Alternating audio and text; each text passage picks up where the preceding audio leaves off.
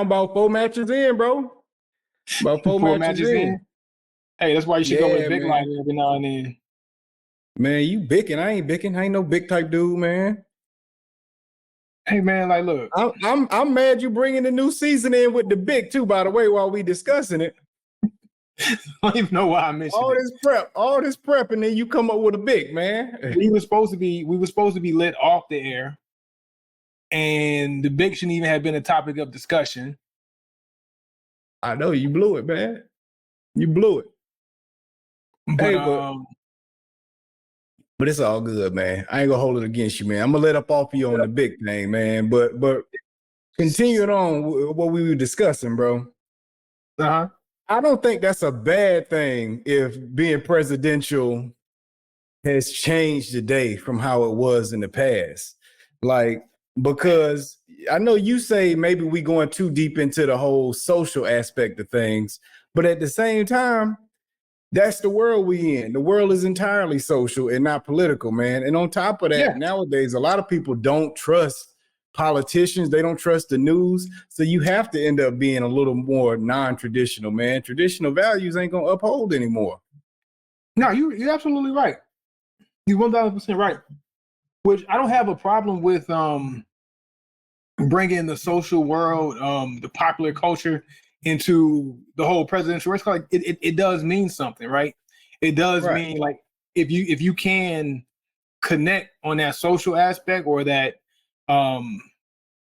the way that we are, that the things that we consume on a daily basis, and you're connected with it, it kind of lets you know that, hey, I'm in tune in some kind of way to what's going on. But it's a limit to it, though, man. That's the thing I have an issue with. Is always in moderation and limits to things. Like, if you go back to 2000, I think it was like 2000, 2004, whichever presidential debate that was, or election that was, when it had Diddy, bring up Diddy early into the season. Vote or die. He was running the campaign.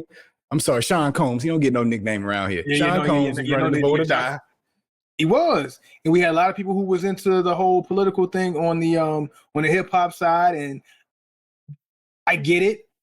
They was like, okay, let's try to win the youth, let them know that, hey, look, we're down with whatever it is you got going on. We're in tune in some kind of way. But at the same time, it was a limit to it, though. It was a limit to it. Now it feels like there's no limits to it. It's like we're all in as far as what we are feeding into socially and in popular culture. Too deep into it. Too deep. So you feel like they running a play on us? Yeah, absolutely. I mean, even specifically the Democrats is what I'm assuming. This is a guess. More specifically Democratic. Okay. And I apologize. Because Republicans don't care.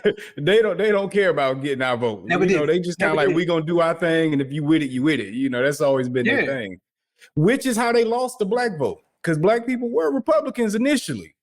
I think a lot of that nonchalant, we just do us, and if you jump on board, you on board stuff is why we switched from Republican to Democrat during the JFK era. I'm during go his era, because they made a play for us. Or at least trying to pay me attention.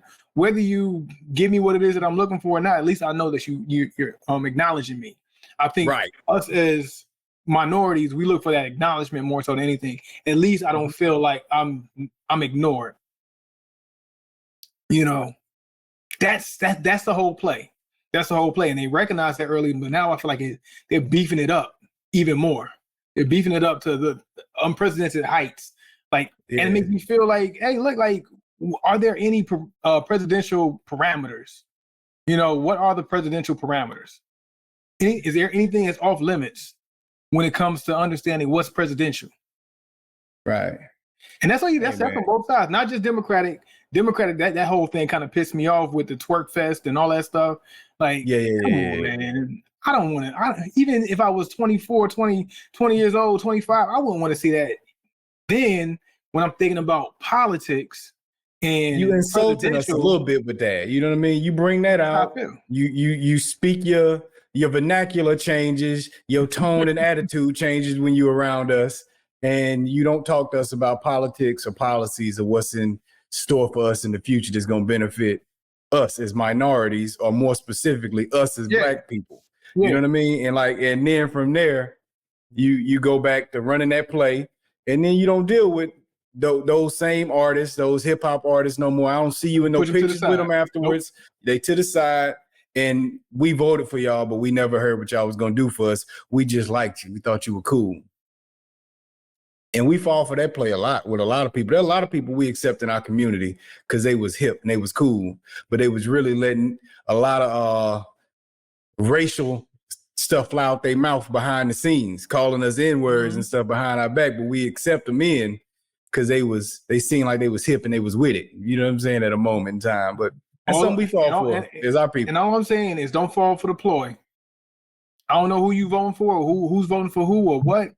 All I'm saying is don't fall for the okie doke to play and them beefing up whatever it is that you just, that you're tied to. They're trying to use those ties. Doesn't mean anything. The whole Juneteenth, even when Juneteenth came, hey, I appreciate it. Thank you. Yeah. But even when that came about, I still feel like that was a play. It's a bit of a play. You know what I'm saying? Because at the end of the day, this is where I'm torn with Juneteenth. In Juneteenth, I'm torn because Juneteenth is something a lot of us celebrated and was aware of. Okay, but it was a brand new awareness that came with it becoming public. Because I've learned a lot of Black people didn't know about Juneteenth is what I learned. You know what I'm saying? Yeah. They might have played it like they knew about it, but they didn't know about it. You know what I mean? And so it did create awareness, especially other races didn't know about it. You know what I mean? So it's good for that. But at the same time, there's that part of me that's a rebel. That's like, I don't need your validation. You know, I was doing that anyway. I took that day off from work on my own. Like, you ain't got to validate me. Like, but so I'm torn with that aspect. But there's that part of me that feels like it's a play. And then there's that part of me that's like, thank you. You know what I mean? Yeah, no. Like I said, I appreciate it. It's definitely a good look. Like you said, that awareness that it brought to it for a lot of people who, even of our hue, who still didn't know about it.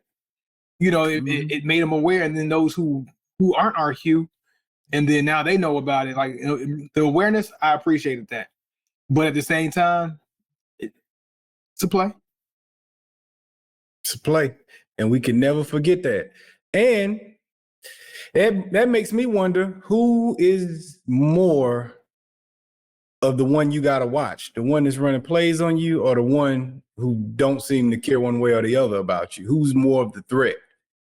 I think it's the one who runs the play. Me personally, I don't know if that was rhetorical, but me personally, I think it's the one that's running the play because you don't know what their true intention or their true hand that they're trying to play. Like you're feeding me like little crumbs just to keep me on board, but that's just enough just to keep me.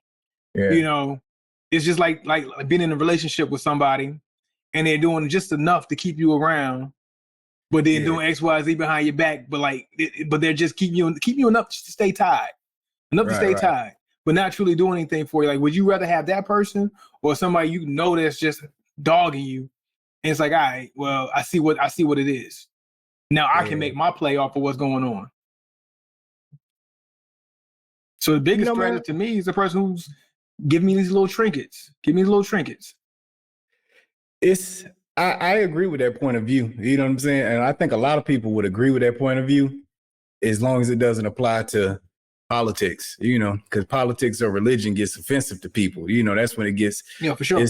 I heard 50 Cent say, and he makes a lot of sense. He said, I avoid politics and religion because no matter what point you make and how good a point you make, there's somebody that's opposing that point of view passionately and furious with you for having that point of view. There's no right answer. You know what I mean? When it comes to this realm. But I think what you said still makes sense for me if you apply it in other places in your life other than that. So I think that you need to kind of be aware of that thought process when you're looking into this whole political thing, man, that you got to be able to apply it. If it don't fit nowhere else in your regular life, don't use it in politics. Yeah.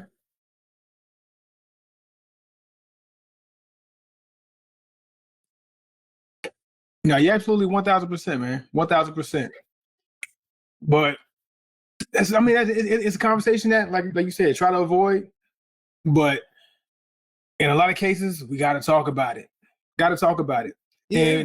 And more so from the standpoint of awareness, like not to argue anybody's political view one way or the other, because I'm never for trying to sway anybody's political view or even religious views. I'll tell you how I Yeah. feel, but then however you feel, that's how you feel, you know. And hopefully, like it maybe if I have any influence, then okay, let that be whatever it is. But the biggest thing is like, hey, have awareness of whatever it is that you think, awareness behind whatever thought process you got. Right. Hey man, and this is the other thing, man. I'm with you on that too. I don't want to sway nobody's political point of view, but this ain't even a conversation necessarily that's intended to sway nobody's political point of view. But I would want to sway your thinking in general to not be just loyal to something with no purpose. You know what I'm saying? Just I'm loyal to regardless of what the circumstances are, which is what everyone does in politics, whether you're on the right or the left.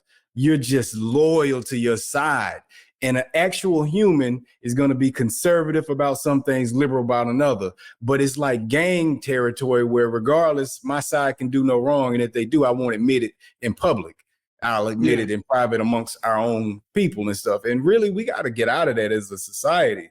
Like there's no loyalty to either side, man. Neither side cares about us. They don't care about us, man. And as far as I'm concerned, they get together after they do these little meetings on TV and they go have lunch together and they say, hey, Patrick, sides. I'm sorry for what I said to you today. And he's like, Dave, no problem, Dave. You know, how's your mom doing? And they sit around and have a bologna sandwich together, pastrami sandwich together in some restaurant, you know, because they in it together. You know what I mean? Like, so us as people, we gotta just stand for what's right instead of standing for a side. You know what I'm saying? Choose based off politics, not based off of actual, you know, team, you know, which is what we do.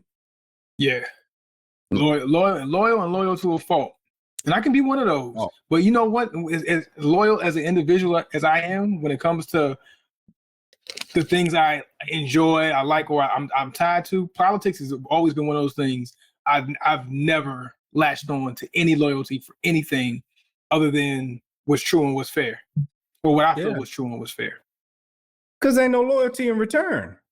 And this is what gets me about it, right? Regardless of what the general public wants done, it feels like good cop, bad cop.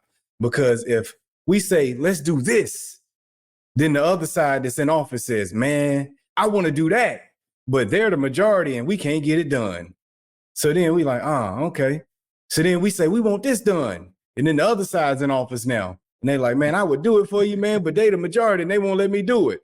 And it's just like, why does everything that the general public want done can never get done because the other side, regardless of who's in office? Yeah. It just good cop, bad cop. Whoever's in, why nothing gets done. Look at this. And then you switch off. Hey, well, look at them. We can't get it because they got... Yeah, business as usual. Every time, nothing ever benefits us. Those are those little trinkets that they keep stringing us along with, man. That's exactly what it is. Yeah, and how does and that's how the minority controls the majority. Any change? Never. Yeah, never. Yet we all loyal to it, and I think, truthfully, that's why they hate Trump so much. Not because Trump's doing for the people, but he got his own agendas that he's doing for himself. You know what I'm saying? And his that benefits his people, whoever his people are. You know what I mean? Like, but his people aren't politicians per se; they're business people. But and it's not the business people connected to the politicians' business people. So it's the thing is, you know what the agenda is. That's the only thing where like you know what the agenda is. What would you rather have? Somebody you know what the agenda is, and I'm not saying I'm going one way or the other, but I'm just saying. Would you rather have somebody who you know what their agenda is, whether they for you or not? At least I know what your agenda is. You ain't lying to me. You ain't gonna try to sugarcoat me, and then feed me with this hope that if something's gonna happen, something's gonna change, or you actually care about me, and you ain't doing nothing for me. At least I know you don't care. At least so what that allows me to do is find out how I can take advantage of whatever your agenda is. Because if I know what your agenda is, right, whether it feeds towards me or not, at least now I can run my play. I can adapt on how to deal with. Yeah, I can adapt and figure out how I can take advantage of it. Whenever I know what your plan is, or what your aim is, or what your agenda is, so now I can take care of me. That's all I'm saying. Yeah. Don't twerk for me and make me feel like you care about me. Right. Unless she actually up there twerking herself. I wouldn't want to see it, man. You know, she used to be a very nice looking woman, man, but you know, but yeah, depreciation is a real thing. Yeah. I was trying not to say it, but yeah, there's some serious depreciation took care in that vehicle, man. You know, like I'm cool, man. I don't want to drive it no more, man. It's cool. Keep your car. Keep your car. It's a lifelong car for you now. Pass it down. Yeah. Hey, so man, real quick, man. Yeah. Are we getting started, getting going when we already into our cigars, and I feel like we got to mention this. So as we're rocking and rolling, this is season 3, episode 101. And as y'all can already recognize, starting off a little different. We're already into our sticks. So I want to give a shout out to the sticks real quick. Yeah. You see what we're smoking. I don't know if you got any details about what you're smoking or you want to talk about your cigar at all right now. But I do want to mention this Liga Privada T52. I felt like it was important to come back home for our first episode back in a while. So it's not a new stick for me. It's something that we've talked about pretty extensively throughout all our episodes, all our 100 episodes. Liga Privada T52, and I'm back home. And it feels nice to be back. Hey, man. For me, I got the Joya de Nicaragua, Dark Corojo, let me read what it say, Martillo. I got to read the screen myself. El Martillo. Let me see if I can get some specs for you here too, man. Also, while we at it, because I did bother to pull it up. It is Nicaraguan through and through. Nicaraguan through and through. For me personally, man, this started off nice and good, man. Yeah, this is there you go. Fair enough. But yeah, got a nice little burn coming on it so far, man. And it's been good, man. It's been good. I'm enjoying it actually, man. This is that dark wrapper, man, gives me a nice little vibe, man. I'd say it's got a little bit of spice to it. It's got a creaminess to it. It's got a sweet element that I want to kind of chalk up to chocolate.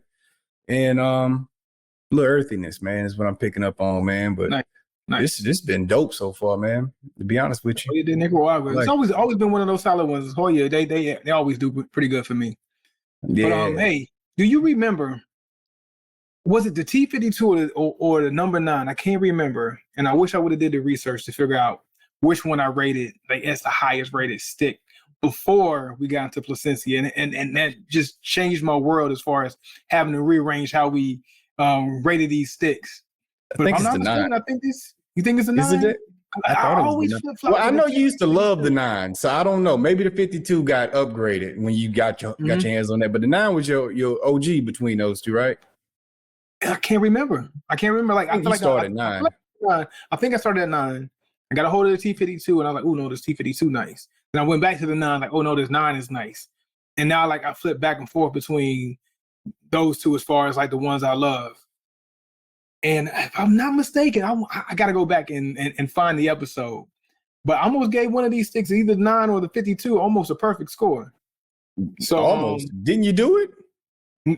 No. Did I say a 5? I felt like I might have said like a 4 or 9 or something. You threw it out there. You threw some outrageous number that we look back on and frowned when we saw it. And I was like, man, for real, bro. What is what you gave that? Yeah, it was off the charts. Yeah. So, but hey, look, with the more extensive palette, and as y'all have journeyed with us throughout all our sticks, and y'all know all the ones that we smoked so far, I'm gonna save my rating. I can't wait to get to the rating towards the end because I still want to rate this stick based on where we are in episode 101 and see where this T52 lines up. Especially when it comes to all the Cohibas. We done smoked a lot of Cohibas, a lot of Plasencias since then. No, we have. That's what I really want to get to. I want to hear the comparison. Yeah. I'm here for the comparison at this point. Okay. Yeah. So check this out. What you got?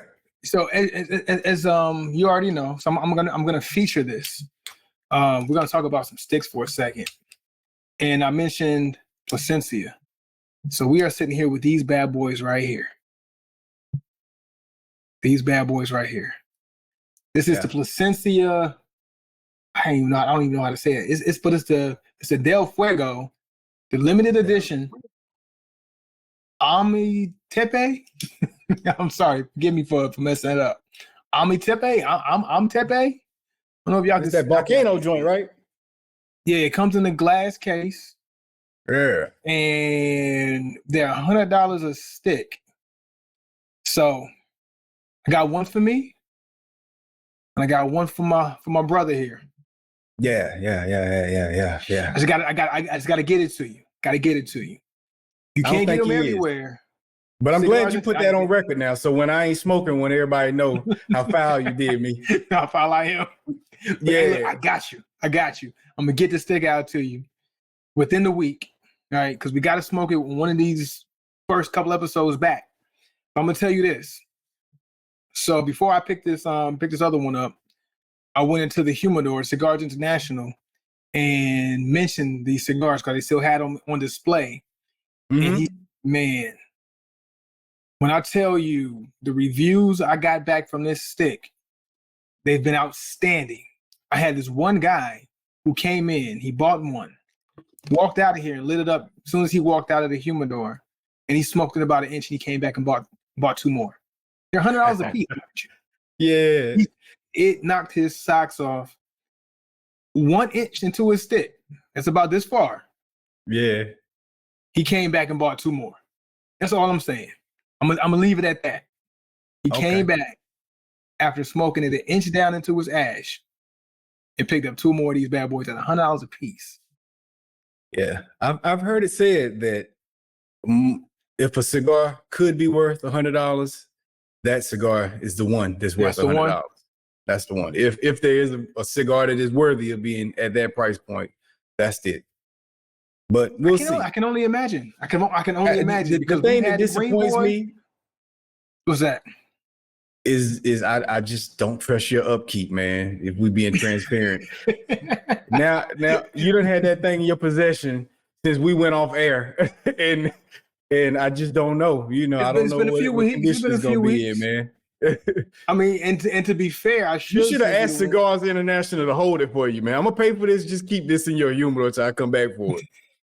keep it in the humidor for me. I'm gonna be back for it. But you're right. You're right. I don't trust it either. So what I should do is send you the one I just bought, or we just picked up. But I don't know which one's which now. Then it got mixed up. It's all good. It's all good, man. We gonna hope. So one of our experiences may be better than the other. That's all I'm saying. Yeah. We won't know because I expect it still to be great. Even if a Plasencia is slightly stale, I think it's gonna be a notch above anything else that's out there. I mean, it's been kept in this glass case. Like it's pretty protected. So I can't see the integrity of the cigar being messed up in any way. Like I don't even know how you even humidify the stick. You know what I'm saying? Outside of the glass case, or inside the glass case rather. Good point. We shall see. Yeah, man. So Plasencia, shout out to Plasencia, man. I can't wait to get back to you. Can't wait to get back. Definitely a bad boy. I don't know what they doing. And matter of fact, man, I opened up this case while I was in the stick in the humidor, right? And we had a case of the ones that's the octagon shaped one. Yeah. Or whatever it is. The one with all the corners. Open up the box. And when I tell you that aroma hit me so nice, like it was the best thing I've ever smelled in the cigar shop. Oh yeah. Just off the immediate aroma. Yeah. I don't know what they're doing. They putting crack in it. It's like the Bowberry biscuit of cigars. Yeah. Hey man. I'm glad you said that, man. I need a Bowberry biscuit, man. Hey, look. That's Bowberry biscuit when done properly. Gotta be the top dessert accessory at a fast food restaurant. I don't know of one that beats it. And McDonald's apple pie? It's good, but it ain't like that. It ain't touching a Bowberry. Popeyes brought their little raggedy biscuit out, their strawberry version. Not even. There's not a better fast food dessert in the game.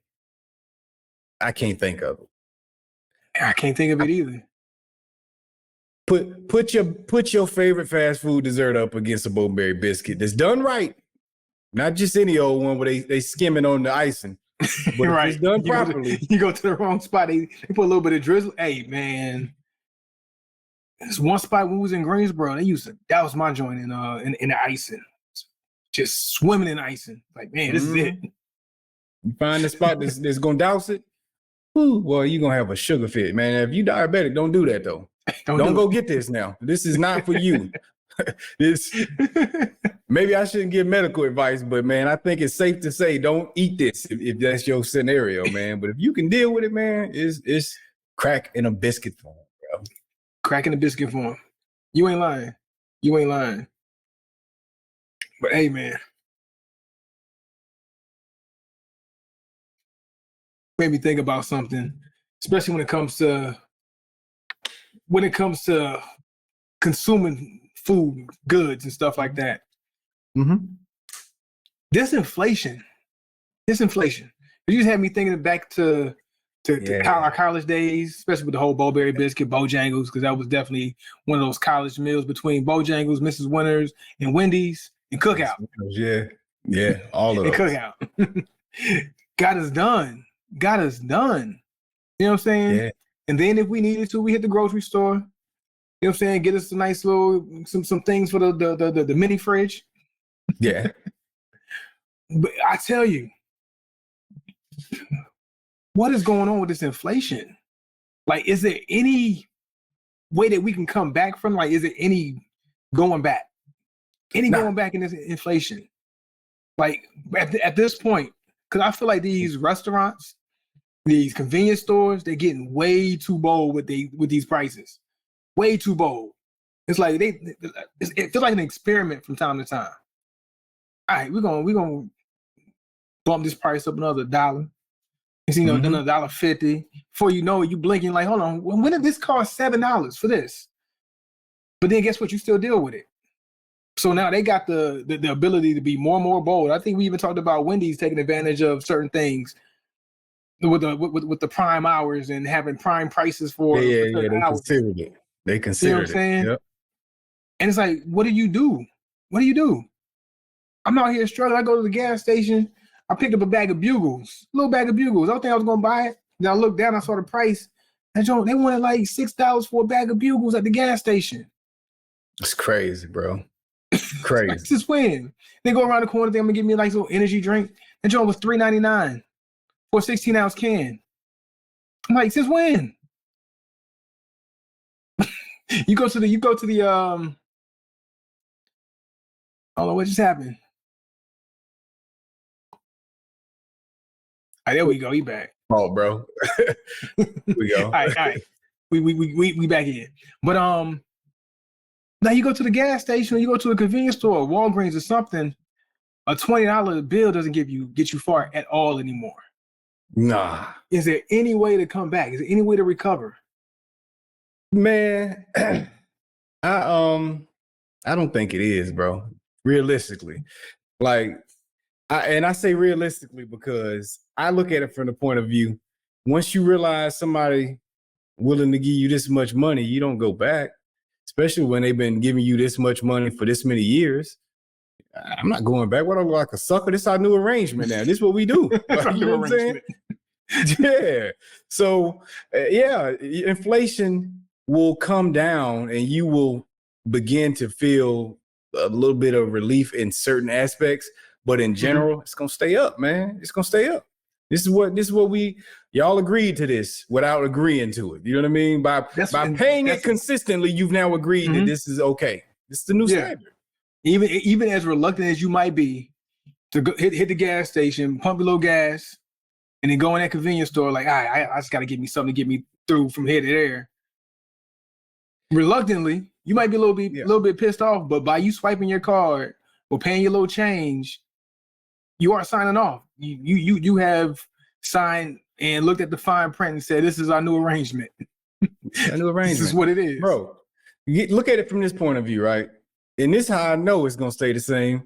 It's because gas in 2002, gas was about $1.25, something like that. Easy. Then somewhere in 2003, 04, we started having a little Katrina. war, and then it went on up into $2 and some change. Oh yeah, and then the war kicked up. Yeah. Then it gradually kept rising on up.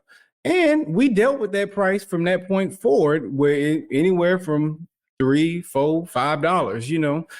It's the norm. And then when 2020 hit and people couldn't drive anymore, gas came all the way back down. I saw it as low as $1.30, $1.40 at certain places. Came right back down to where it was 18 years prior to that time. And so you could really afford to sell it at $1.20. This whole time. The whole time. The whole 18 years, we could have been back at $1.20, $1.30, but we were still paying for $3. So you was like, $3 it is. So yeah. And then as soon as people started driving, they started easing the prices right back on up. And now we back at, you know, up to $5 in California and wherever else you at. Yeah. You pay an outrageous amount. I mean, granted, it's coming down right now, mainly because of the presidential election. But yeah. We're agreeing to these things, man. Like we are subjecting ourselves to whatever it is that they want to do, and there's almost nothing that we could do about it. Because what you gonna do? You're not gonna drive to work. You're not gonna drive your family to school. Take the kids to school. You're not gonna go to the doctor's appointment. Like what is the remedy? There is no remedy other than maybe going electric. Going electric, which everybody's not going to make the conversion right away just because it's just not a convenient thing to do yet. It'll take at least 2 generations. Taking public transportation, but you know, who's trying to do that? We're spoiled here in America. Convenience, we are addicted to convenience. So if you don't have to take public transportation, and there's a way that you can, there's people who need to take public transportation and still won't take public transportation because it's not convenient. Right? You know what I'm saying? They rather pay them Uber prices then drop a couple quarters and take the bus. You know what I'm saying? Or take the metro. I want people to do it. Take the Uber. Way more than just, like you say, hopping on the metro. But I'd rather have my privacy. I'll pay the $30 ride. That's a nice burn you got there. Versus just paying $3 to get on the bus or whatever, you know. But it's that's it, man. That's it. We're a victim to our own our own easy life that we have here in America. You know what I mean? Like we're addicted to our luxuries, to our conveniences, and we're never going to change. So they're not going to change. I don't know if you followed this Kroger FTC lawsuit that's been going on. So the FTC has sued Kroger because Kroger is trying to buy Albertson on the West Coast. And the FTC is like, oh no, you can't do that. That's going to end up creating a monopoly. And we can't allow it. And within that time, it's come out that Kroger has admitted, yeah, we did some price gouging during the pandemic, man. We raised the price of eggs and some other stuff and milk up way too high, man. We were killing the profit off that. And it's like, duh, but it's nice to hear it. But a lot of people are never going to get that truth because that news ain't going to come out, and make major headlines. Like Sean Combs information comes out. Oh, he raped Don Richards. That's going to be a big conversation piece. But the fact that Kroger admitted, I price gouged y'all in y'all hardest times in the country, one of the worst times in the world in recent years. The whole world, actually. The whole world's never been through an actual pandemic where we all shut down together. You know what I mean? Like, so the time when the world was going through it, not just a state, not just your town, everybody. Kroger was like, time to get rich. And they were twisting their mustache up. And we're not even going to talk about it. You know what I mean? It's just going to float under the radar. So why am I to believe they're not price gouging me now? True. Even with bringing the prices, and that's the thing. That's the trick. That's the play for when it comes to consumers is price gouge. Then you set it here, then you bring it down. Now you feel like you're getting a discount. That's it. They do that with everything. Now you feel like everything. Yeah. I raise it to an outrageous number. You go, oh Lord, I can't buy it no more. and then they bring it back down to a number that's just slightly above where it originally was. And you're like, whew, guess I'll start buying it now. Whew, thank you. Thank you for bringing the price back down. But they raised it up on you, and they will never bring it back down again. Crazy, man. Crazy. And that's what's going on with inflation. Yes, you'll get some relief, like I said earlier, but nah, bro, this is the new standard. We're about to deal with these prices moving forward. Forever, you know what's crazy? Forever. So I was talking to my daughter yesterday, and talking about wages, right? So she's out looking for jobs and trying, get her thing going. And there's a certain number that she doesn't want to go under. And the number that she doesn't want to go under is a lot higher than where I stopped in the civilian sector when it came to working for hourly wages, right? And I brought to her attention because it was one thing that she was talking about was working 2 jobs. I'm like, don't do that, right? I did the whole 2-job thing, and if there's one thing I would change if I can go back and do again, is not work as much as I work. Not work 2 full-time jobs or two and a half. Like, I would not do that, but I had to do it in order to make the amount of money that I wanted to make to take care of my family the way I want to take care of my family. So she was like, so how much did you make when you were working at such and such? I was like, $825. She said, $825? And how much did you make when you was working over? I said, $850. $850? Yeah. When I was your age. With college education. You know what I'm saying? Yeah. And he's like, I could never work for that much. So before you left and went to the military, how much did you top off at? And I was like, $1060. As a grown man, 29 years old, taking care of a family. You know what I'm saying? But I was like, but at the same time, prices weren't the prices that they are now. Had a 4-bedroom house that I paid $1,100 a month for. Started at $1,000 when I first moved into the house, but then paying $1,100 a month, you know what I'm saying, a couple years down the line. Yeah. So it was like, it was doable, like, to pay those prices and work the 2 jobs. Yeah. So I'm like, if you don't have, you know what I'm saying, certain bills and certain responsibilities, you got to work the 2 jobs. Be comfortable with your 14, 15 that they're willing to pay you. Like, but at the same time, this whole inflation with everything else, like, now I'm kind of thinking like maybe she might, because I'm trying to figure out like how the correlation between me working 2 jobs at $8 a piece at each one just to make $16 an hour, you know what I'm saying, versus them working for 15, 14, 15, 13 maybe. But then with these prices the way they are, it's like, man, but am I giving the right advice? Like, nah, you might need to go work 2 jobs. It's different, man. It's different. It's different. And it's possible. It's possible, man. That's the crazy part about it. Like, she'll hear that number and she hears that number and puts it in today's world. And today's world isn't that world. So like, yes, that number, that $10 an hour and the $8 an hour or the 2 8s and stuff it was not big money at the time, but like you said, it was doable at the time. Like, I could make some things shake with that. You know what I'm saying? We might be tight, but we got what we got. We got what we need. But now you can't make nothing shake with those numbers. You know what I'm saying? Man, so those numbers seem impossible today. Like, and here's the crazy thing about numbers too. I remember when we were in college, my number was 40 to 50,000. If I felt like I made $40,000 to $50,000 a year, I made it. That was my goal. 40 to 50. That's my goal. That was a big number because everybody else was doing 20, 30, 25 to 35 at the time. So if you could get to 50, you was above everybody at the time. And this is as recent as when I was in El Paso, around the time I was about to leave too. So it was like maybe 7 years ago. And one of my buddies asked me, hey, what would be a number that you felt comfortable with, that felt like you were doing something? I said 80,000.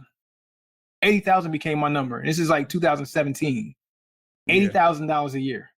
And I felt like I would not just be good, but I'm talking about good. Like, I feel like I'm darn near rich. You know what I'm saying? Good. Yeah. 80,000 was my number. 80,000. Yeah. And now 80 gets sneezed at. Yeah. Yeah. There are women that will call you a nothing at 80,000 today. You know what I mean? Because that's where the price of everything, the cost of living is at a point where they don't feel like I can be good with a person that's just making that amount of money. You know what I mean? So like you gotta be six figures. Like this day and age, it's gotta be like you gotta be pushing six figures to be good. To be good. Yeah. Yeah. And that's our government's to blame for that. You know what I'm saying? Yeah. Like six figures wasn't everybody's goal. Like that's the crazy thing. Like even just 10 years ago, that wasn't a feasible number for a lot of people. Yeah. Like you had figures, to be like a doctor if you thought you was gonna make 100,000.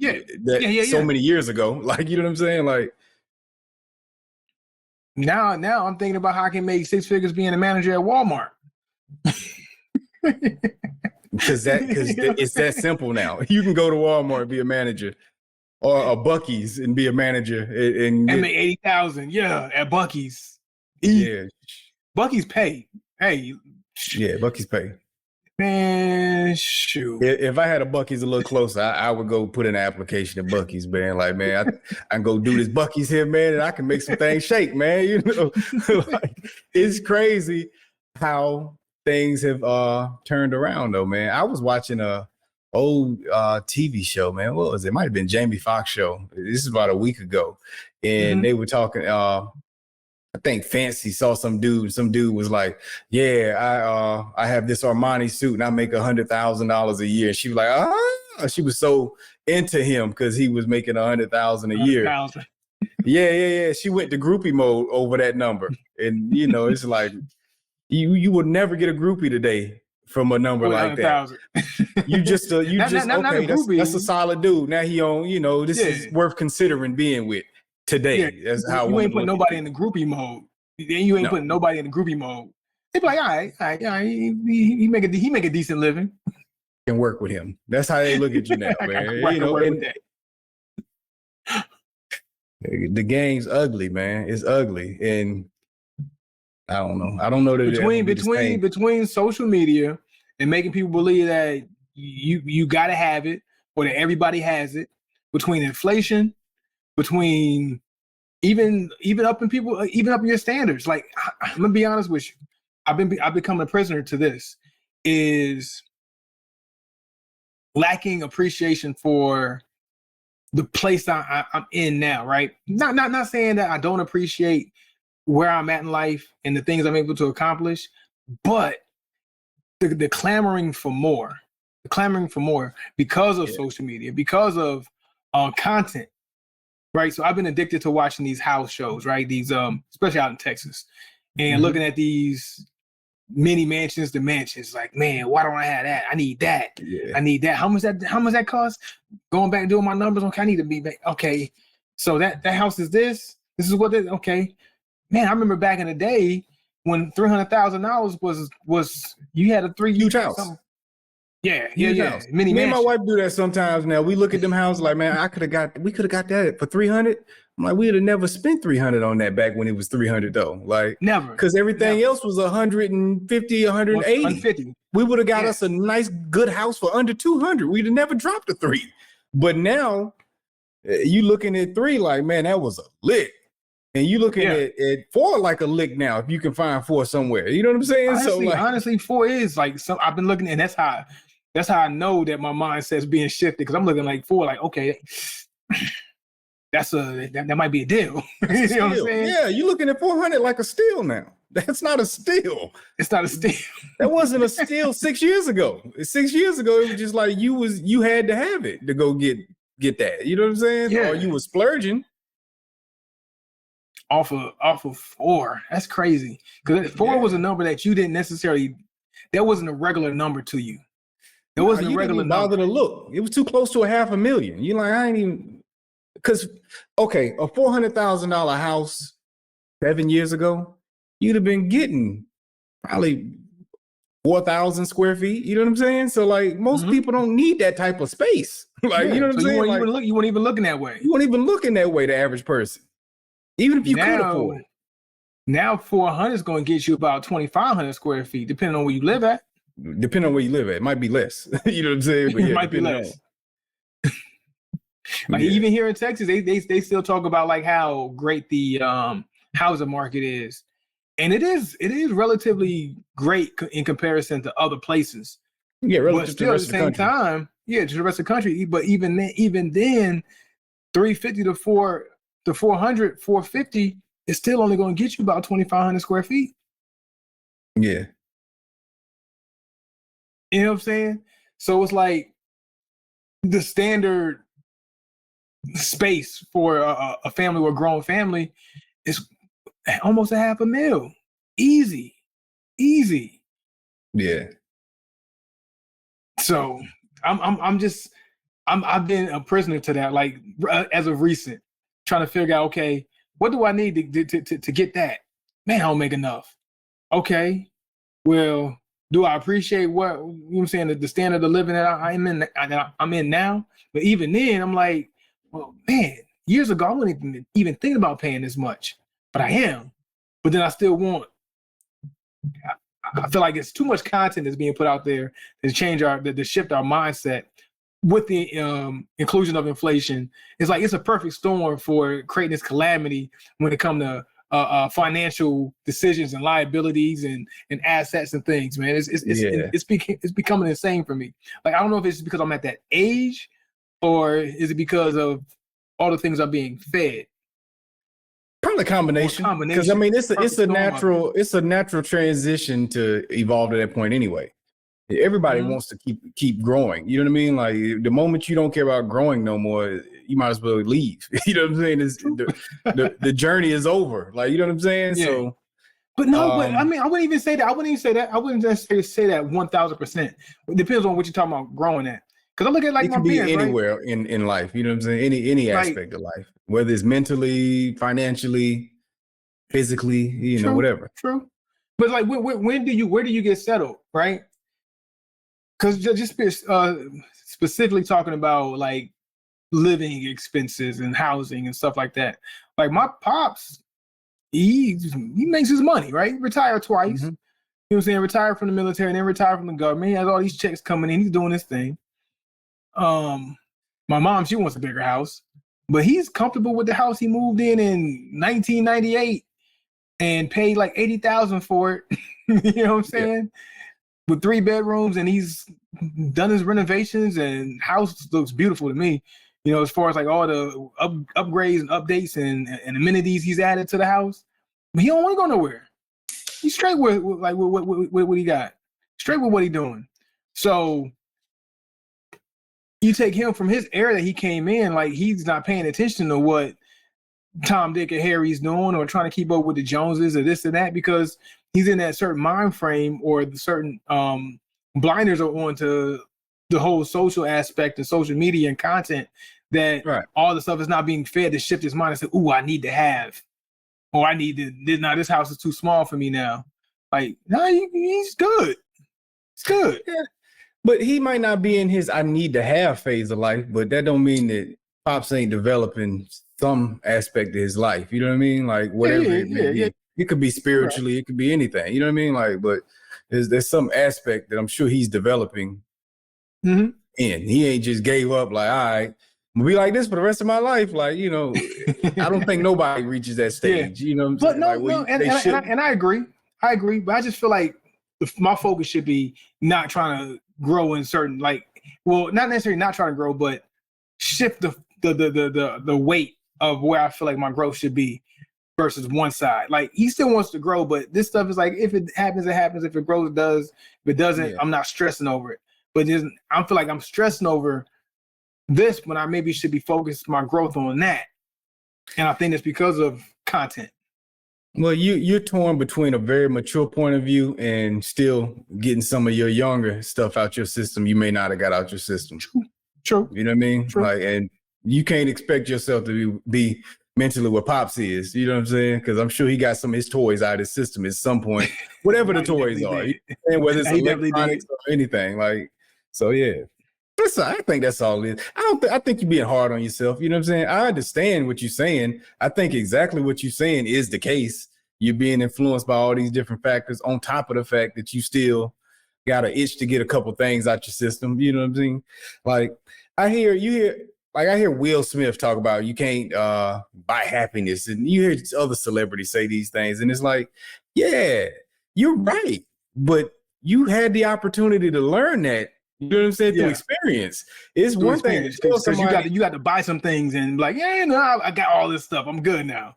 Yeah, I got it. It wasn't what I thought it was going to be, and now I realize I'm still unhappy. Like you got to have that experience, and for those watching from the other side, they may never get to touch those items you got to touch, and they may never get out of their system. Go to those places or be in those spaces or to realize it sucks or it ain't all that or it's overrated. You know, like so we always gonna have that fantasy element until we actually fulfill it. So yeah, man, you know, I think you just having a normal human experience, bro. I don't think there's nothing wrong with it. Nah, I'm being hard on myself. Being hard on yourself, man. Go out there and buy you a mini mansion, man. And then come back to the show and tell us, man, all right, man, I shouldn't have did that. Learn the hard way. Learn the hard way. You gotta live, man. Live the hard way. Gotta live, baby. No, but you know what I'm saying? Like, well, but we've always been that, man. Even from our early 20s of We're always dreamers. striving. Yeah, we've always been that. Always been that. And but you know what? You said something back when we were hanging out back in was it June? I think it was. And you're like, man, you know what I'm saying? A lot of stuff that we talked about, we actually live in it. Like, and sometimes you forget that. Like you step back and you look at it like, yo, I've actually manifested or I've actually achieved a lot of the things that I clamored for and I wanted. Like I'm actually living that life that I aspired to live when I was 25. I'm here in a lot of aspects. It might not just look exactly the way that you thought in your daydream, but it is some of it exceeds it. Some of it exceeds it. Some of it matches up, lines up exactly. Some of it exceeds it, and some of it doesn't necessarily match up to, you know what I'm saying, the way I dreamt it, like you mentioned. But like when I step back sometimes, like, we actually living my dream. You know what I'm saying? Like the dream is now. It's happening now. Yeah. You know what I mean? And that's kind of what I meant too, like as far as like understanding the influence and honestly sometimes in some cases missing where I'm at now. You know what I'm saying? That's something I struggle with, that missing where I'm at now sometimes too. Sometimes you gotta appreciate it. Like this is the dream. You know what I'm saying? It is the dream. Like you keep thinking the dream is gonna get better later. No, you're in it now. Appreciate it now. Like, you know what I'm saying? Like but the now is happening. You know what I'm saying? Like because we're gonna look back later and say, man, that was good back then. That was good. But back when then. you was in it, you didn't realize how good it was. You know what I'm saying? That's the part that's rough on us as people. I've been trying to force myself because I recognize what I was talking about earlier, and then try to step back sometimes and be like, you know what, man, the dream is now. Like I am actually living that dream. Like now, don't get me wrong. Like you mentioned, like you still want to keep growing and changing, still dreaming, and still dream other dreams and have different things you want to focus on and strive for, and attempt to get there. But the dream is now. Yeah, man. Hey, man, it made me think about a quote from Blow. I love this quote. I pulled it up real quick, man. The father was telling the son, George, the main character, George Young, he said, sometimes you flush and sometimes you bust. And when you're up, it never seems as good as it seems. It's never as good as it seems. And when you're down, you never think you'll be up again, but life goes on. And that's generally what it is, man. When you're in it, it never seems as good as it really is until you look back in retrospect. Then you say, man, life was good.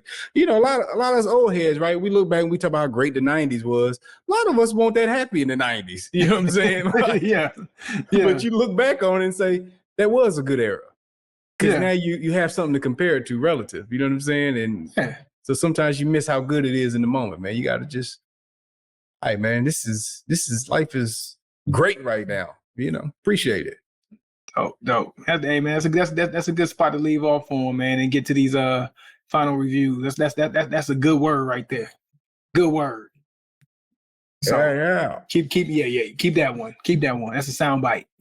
All right, so I'm gonna go first. I'm gonna kick it off, man. I done put some work in on this Joya de Nicaragua. I done burnt this thing on down. But, yeah, hey, look, we can use on smoking that deep. That I like it. I didn't put it down very often. Hopefully I don't mess around and end up sick on my stomach because I ain't eat enough. You know what I mean? But we'll see how it plays out. Y'all will never know. But anyway, so as far as my review goes of this particular stick, man, I think this has been a fantastic stick. The fact that I did not put it down speaks volumes. It started out with, like I said, a creaminess, a chocolatey sweetness to it. Has a lot of earth-like tones that I picked up within the stick. I want to say there were points where there was almost a cedar-like note to it. Some woodiness, some spice that went very well. The spice has subsided at this point and is really not there. I wish that would have kind of stayed, but at the same time, I'm not mad that it didn't.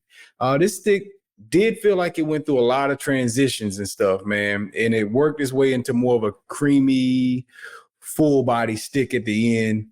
I'm gonna go with a 4.4 from 1 to 5 on this stick. We come out with a 4.4 off the first episode back. Yeah, and I may regret this 4.4. I may regret it. Maybe I'm in the moment. But that's my score in the moment. You're in the moment. In the moment. I like it. Yeah. Hey, so shout out to Joya for that. Joya's Mr. Consistent, honestly. Quiet as kept. Joya is Mr. Consistent. Yeah, definitely. All right, so T52. Here we go, Liga Privada. Yeah. Hey man, so this stick came off really good off first light. Hit me with a lot of raw tobacco immediately. Not a lot of spice, not a lot of pepper in the beginning, which is what I used to love back in the day until I learned to enjoy spice. It's one of the things that actually steered me towards Ligas and the T52 and the number 9 is the fact that they started off so smooth, and definitely true to word with this one. Still started off just as smooth as I remember, but with strong tobacco, right?